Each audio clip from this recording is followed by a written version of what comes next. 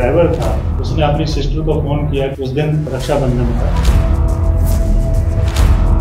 हमारे पास इंफॉर्मेशन आने से पहले ही ये घटना को अंजाम दिया गया। तो जब शाम तक वो आदमी नहीं आया और बिल्कुल क्लूलेस थे हम लोग, हाईवे के ऊपर जो है एक प्रोजेक्ट चल रहा है जिसमें सीसीटीवी कैमरा जो है वो लगाया गया। तो सभी को हमने यहाँ लाया, अपने केस में गिरफ्तार किया।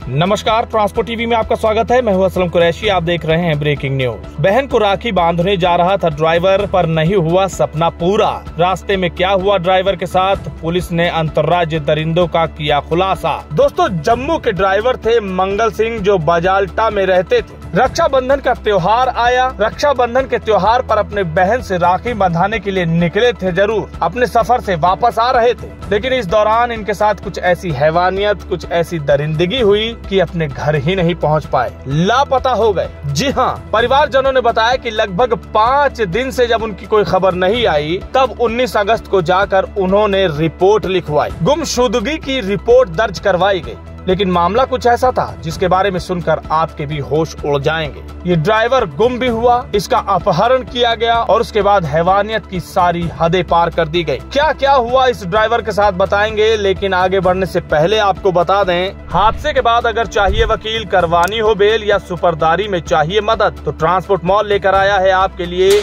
Legal aid insurance policy. ज्यादा जानकारी के लिए अभी व्हाट्सएप करें 90 831 90 831 पर, शर्तें लागू।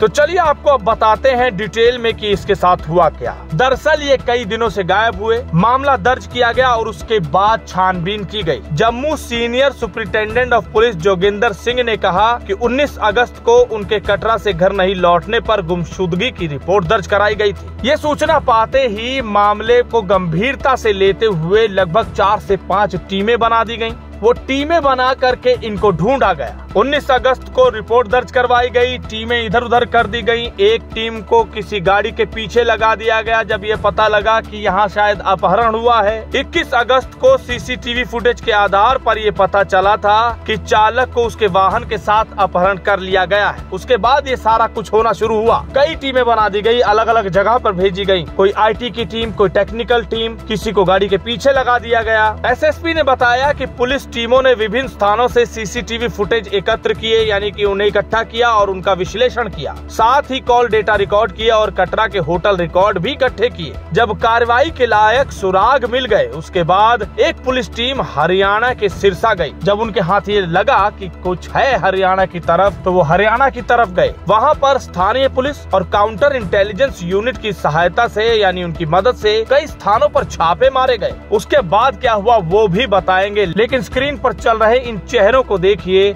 जिन्होंने दरिंदगी की उस ड्राइवर के साथ। अब ये गिरफ्तार हैं, हाथों में हथकड़ी है, यहाँ पुलिस वालों के बीच हैं। इन चेहरों को ध्यान से देख लीजिए, इनमें कुछ मासूम दिखने वाले भी हैं, लेकिन इन्होंने वो कांड किया है जिसके लिए इनको शायद ही इस ड्राइवर का परिवार माफ करेगा। जी हाँ, छापेमारी के बाद लगभग 11 आरोपियों को गिरफ्तार कर लिया गया है, जिनमें से 10 हरियाणा के बताए जा रहे हैं और एक पंजाब का था, ये बताया जा रहा है। इनकी पहचान गुरप्रीत सिंह उर्फ गोपी, सुखविंदर सिंह उर्फ प्रीत, गुरसेवक सिंह, गुरदीप सिंह, लक्की सिंह, साहिल, अर्जुन, लक्की सिंह, गोपाल कुमार और गुरजीत सिंह के नाम से हुई है। ये जितने नाम अभी गिने हमने, ये सारे तहसील रतिया फतेहाबाद हरियाणा के बताए जा रहे हैं और इनमें से एक कुलदीप सिंह जो खुसला सरदूलगढ़ पंजाब का बताया जा रहा है, वो अकेला पंजाब से था। इन सभी को अब गिरफ्तार कर लिया गया है। अभी इनिशियल स्टेज है तो पूरी जानकारी नहीं ली गई है इनसे।